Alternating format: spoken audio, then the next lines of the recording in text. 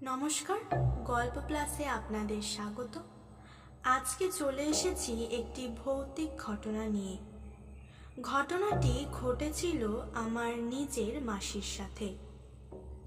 পড়াশোনা সূত্রে আমার মাসি হোস্টেলে থাকতেন।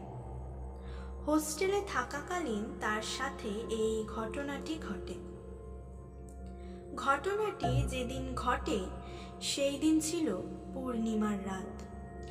যথারীতি প্রতিদিনের মতো রাতের খাওয়া দাওয়া শেষ করে মাসি ঘুমাতে চলে যান। প্রতিদিন রাতের মতো গাট চেক করে চলে যান।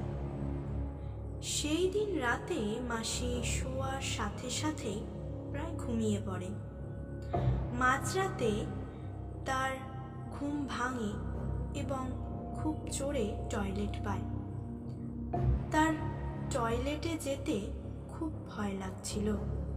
হোস্টেলটা দেখাশোনা করতেন একটি দিদি।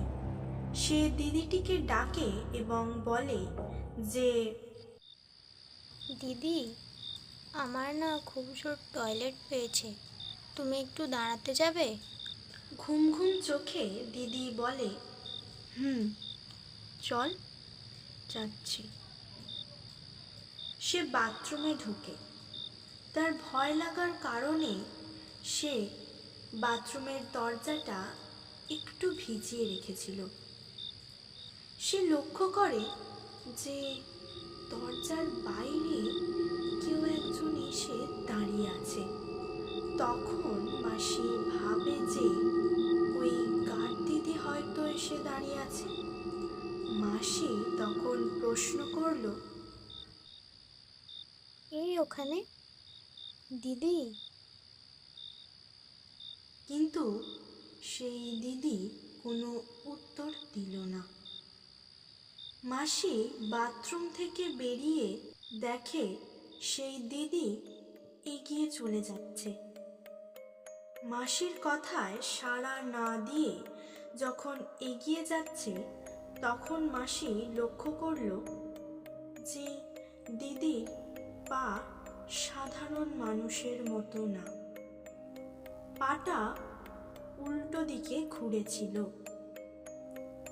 তারপর মাসি ভাবে যে এটা খুব সাধারণ মানুষ নয়। তাই ভয়ে চিৎকার করতে করতে রুমের দিকে যায়। সেই চিৎকারে সবার ঘুম ভেঙে যায়। মাসি রুমে যাওয়ার সাথে সাথেই জ্ঞান হারিয়ে ফেলে। রুমমেটরা তার জ্ঞান ফেরালো এবং তার জ্ঞান ফেরার পর সমস্ত ঘটনাটি শুনল। সেখানে গার্ড দিদিও উপস্থিত ছিলেন। সেই সব ঘটনা শুনে বলে উঠল, তুই তুই আমাকে ডেকেছিলি? হ্যাঁ, ডেকেছিলাম তো। তাহলে হয়তো আমি ঘুমিয়ে পড়েছিলাম, তাই শুনতে পাইনি।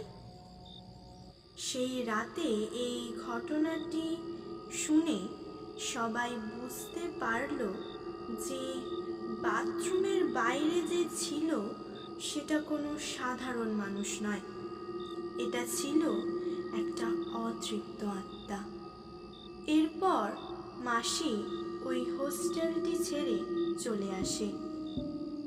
এর পরেও এরম কোনো ঘটনা সেখানে ঘটেছে কিনা তা মাসির জানা নেই।